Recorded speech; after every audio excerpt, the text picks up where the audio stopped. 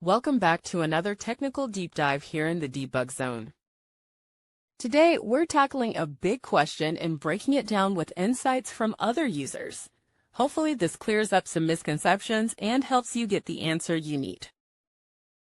So buckle up, stay a little curious, and let's jump right in.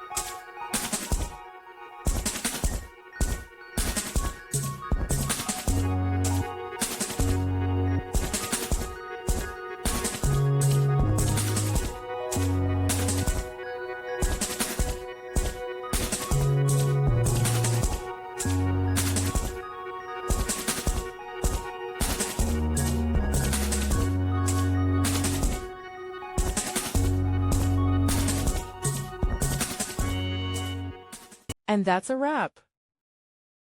I hope you found the answer you were looking for. If you did, take a second to hit that subscribe button. It really helps out. And let me know in the comments which solution worked best for you. See you next time in the debug zone.